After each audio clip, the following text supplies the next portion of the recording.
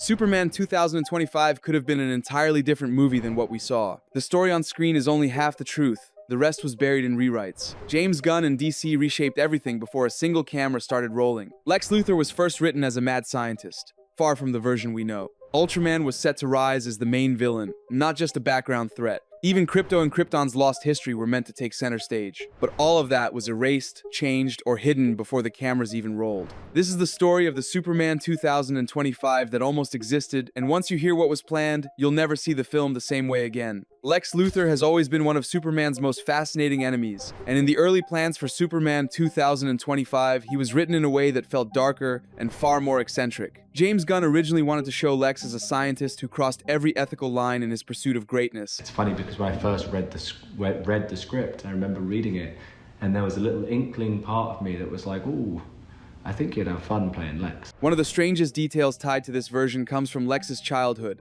At 12 years old, he tried to grow life in a petri dish. The experiment failed, but he named the result Mr. Handsome. That story was not a throwaway gag. It was meant to set the tone for a Lex who used science as a weapon and treated creation itself like a game. This would have made him unstable, brilliant, and terrifying in the most unpredictable ways. The final film gave us a very different version. Nicholas Hoult plays Lex as a polished and powerful mogul, a man who controls industries rather than test tubes. His wealth is tied to a breakthrough battery technology that powers the modern world. That detail makes him feel less like a distant comic villain and more like a figure who could exist today, a corporate leader whose genius gives him real-world dominance. Instead of wild experiments, his power comes from influence, resources, and an icy self-control that makes every word feel dangerous. This change reshaped the movie. The scientist Lex would have been chaotic and unstable. The mogul Lex is cold, precise, and terrifyingly real. By grounding him in the world of business and technology, Gunn created a villain who challenges Superman not only with intellect, but with control over the very systems humanity relies on.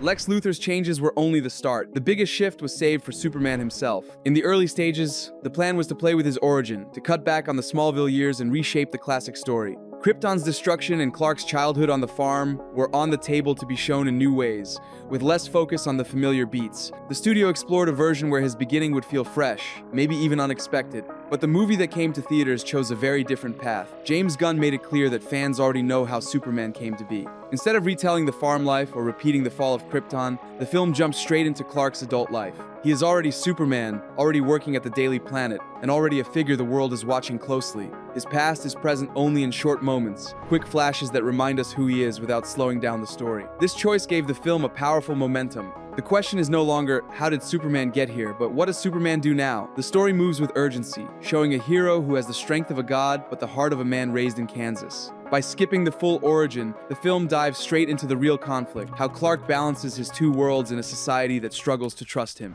After exploring Clark's beginnings, the story naturally brings us to the person who keeps him most connected to the world, Lois Lane. Ready? Let's do it, Cronkite. Superman.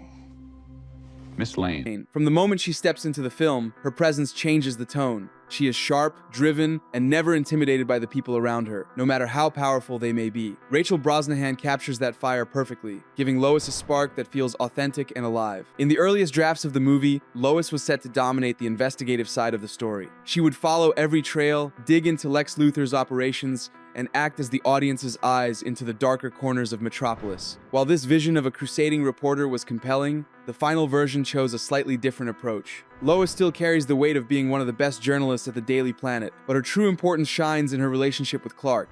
Their conversations give the movie some of its strongest emotional moments. Lois does not simply admire Superman, she challenges him. She presses him on whether the world truly trusts him, and she voices the doubts that others are too afraid to say aloud. Her love never makes her blind. Instead, it makes her braver. She demands that Clark be honest, not only with her, but with himself. What makes Lois Lane so essential here is not just her role as a partner, but as a mirror. She reflects back the humanity Clark risks losing under the weight of his destiny. She is both the reporter chasing truth and the person who makes Superman believe that truth is worth fighting for. After seeing how Lois grounds Clark on Earth, the film shifts to remind us where he truly comes from. Krypton has always been one of the most fascinating parts of Superman's story, a world that shapes his destiny, even though he never grows up there. In the early drafts of Superman 2025, Krypton was set to play a much larger role. Writers wanted to immerse the audience in the culture, the politics, and even the mistakes that led to its destruction. There were concepts of showing Kryptonian science, the rigid council that ignored Jor-El's warnings, and even hints at other survivors who could one day appear. This deeper exploration would have expanded Superman's mythology in bold ways, giving the audience a richer understanding of what he lost before arriving on Earth. Imagine entire sequences where the camera lingered on Kryptonian cities, or scenes where we saw more of Jor-El and Lara struggling to preserve not only their son, but the essence of their civilization. But when James Gunn streamlined the film, much of this lore was scaled back. Instead of long detours into Krypton's downfall, the final movie only gives us glimpses. We see enough to understand the stakes, enough to feel the tragedy of a world collapsing, but the story keeps its focus on Clark's present journey, rather than the full history of his home planet. For fans, this choice sparks debate. On one hand, the mystery surrounding Krypton remains intact, keeping the spotlight firmly on Superman. On the other, many still wonder what hidden details about Krypton were left on the cutting room floor, waiting for another story to bring them back to life. While Krypton's history gives us the foundation of who Superman is, the story of any hero only feels complete when measured against the villains he must face. And in the early drafts of Superman 2025, one of the boldest ideas was to introduce Ultraman as a major antagonist. Fans know Ultraman as a dark reflection of Superman, a corrupted version who uses similar powers but without any moral restraint. The concept promised a clash that was not just physical but philosophical, forcing Clark to confront what he could have become if raised without love or a moral compass. Originally, Ultraman was designed to be the ultimate challenge. Early concept art showed him as menacing, brutal, and almost unstoppable, with entire sequences planned where Metropolis trembled under his presence.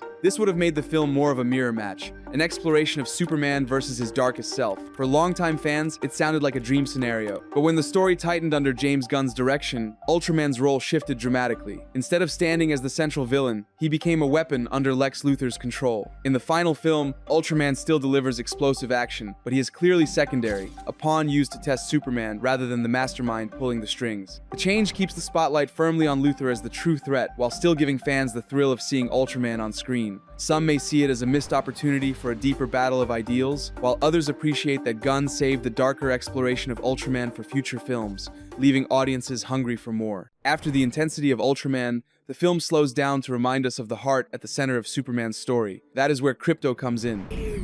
Krypto!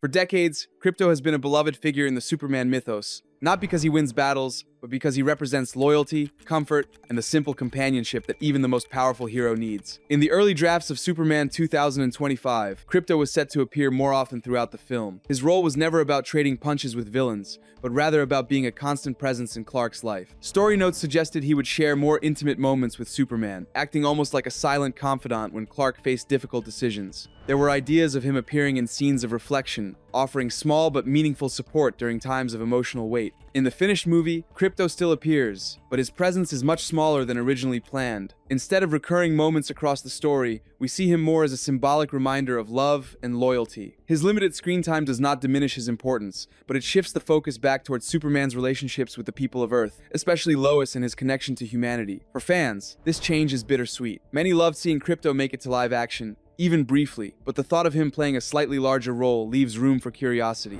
Could a future DCU film expand his part and let audiences see more of Superman's most loyal companion? For now, Krypto serves as a quiet but powerful anchor in Clark's journey. Few places in Superman's story carry as much mystery and power as the Fortress of Solitude. It is more than just a hidden base. For many fans, it is the heart of Superman's connection to Krypton, a place where he can step away from the noise of Earth and reflect on what it means to be both alien and human. In the early plans for Superman 2025, the fortress was set to play a much bigger role. Writers envisioned it as a fully realized environment, alive with Kryptonian technology. Early drafts suggested scenes where Superman would walk through vast halls of alien knowledge, unlocking secrets about his people and experimenting with the tools they left behind. It was not only going to be his sanctuary, but also a place where he trained, prepared for challenges, and even uncovered story threads that could set up future DCU films. The fortress would have been almost a character itself, guiding Clark and shaping his growth. The final version of the movie chose a different path. The fortress still appears, but only in a smaller way. Instead of being a hub for discovery and training, it serves as a reminder of his heritage, a quiet space that highlights his loneliness and his ties to Krypton. That choice also builds anticipation, as future films could still unlock the deeper mysteries waiting within those frozen walls. Just as the Fortress of Solitude leaves fans hungry for more exploration, the film also teases another corner of DC's vast universe with the introduction of Metamorpho. For casual viewers, his appearance may have seemed like a quick cameo, but for longtime fans, it was a signal that the new DCU was ready to dig deeper into its roster of heroes. In the original drafts of Superman 2025, Metamorpho was meant to do much more than appear in passing. Early outlines suggested he would have a meaningful subplot, tying into the theme of what it means to live as something more than human. Rex Mason's transformation into Metamorpho has always been a tragic story, and those early plans would have allowed audiences to connect with him as more than just a background figure. There was talk of him crossing paths with Clark in a way that highlighted the struggles of being different, a mirror to Superman's own dual identity. This could have even laid groundwork for his role in the upcoming The Authority, where Metamorpho is confirmed to play a larger part. By the time the final film was released, that larger role had been cut back to a brief but exciting appearance. He shows up, he makes his presence felt, and then the story moves on. For some, it was a satisfying Easter egg, but for others it felt like a missed opportunity to give audiences a new hero to invest in. When Superman 2025 was first being built,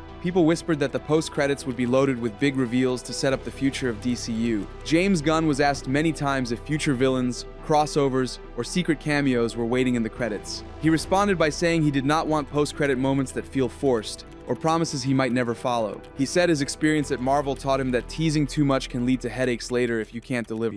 So if it was a payoff at the end of the credits that had to do with something in the Supergirl movie, I would be open to that because we know that's happening. Yeah. But I don't want to set up stuff just because it's a shocking, post-credit scene that we're never going to pay off. In the final cut, the movie has 2 post-credit scenes, but they are small and tight. The first one comes at mid-credits. Superman sits quietly on the moon with Krypto at his side, looking at Earth. No villains, no future threats teased, just a peaceful, emotional beat.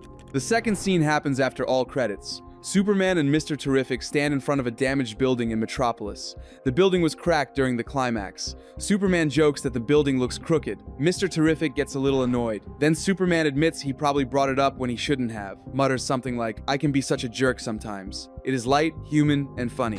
Gunn defended this choice. He said post-credits should reward people who stayed, not tease future movies unless you are certain those stories will happen. He prefers to give fans something emotional or fun rather than something that builds expectations he may not meet. If you enjoyed this breakdown of Superman 2025, don't forget to subscribe so you never miss what's next.